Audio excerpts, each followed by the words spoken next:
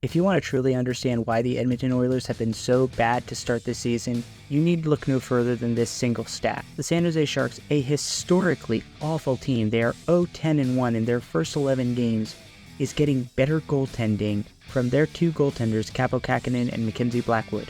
than the Edmonton Oilers, a team that was on most people's short lists to be a Stanley Cup contender at the beginning of the year. Both Kähkönen and Blackwood have save percentages under 90 at 87.6 for Kähkönen and 87.9 for Blackwood, but they still managed to dust those of Campbell and Skinner, who have save percentages of 87.3 and 86.1 respectively. And by the way, both Kähkönen and Blackwood are on a team that is historically inept not just at wins and losses, but at preventing shots on goal. The Sharks are giving up 37.5 shots against per game, which is by far the worst mark in the entire NHL, while the Edmonton Oilers are squarely right in the middle of the league, giving up only 30.2 shots against per game. That means over the course of just the first 11 games of the season, the Sharks goaltenders have faced about 75 to 80 shots more than the Edmonton Oilers have. And as a result, because the Oilers are so talented offensively, they're actually top 10 in shot differential per game, averaging 3.2 more shots on goals than they give up, whereas the San Jose Sharks are, you guessed it, dead last in the NHL in that same category,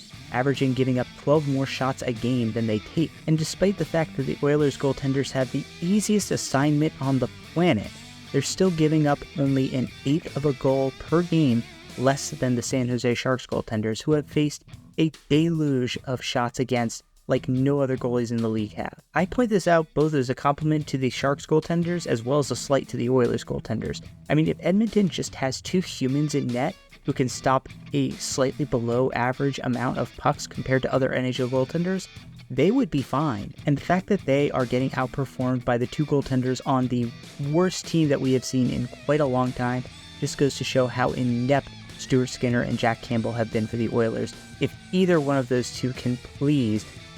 remember what it's like to goalie, maybe the Oilers will have a chance at rebounding from this horrific start.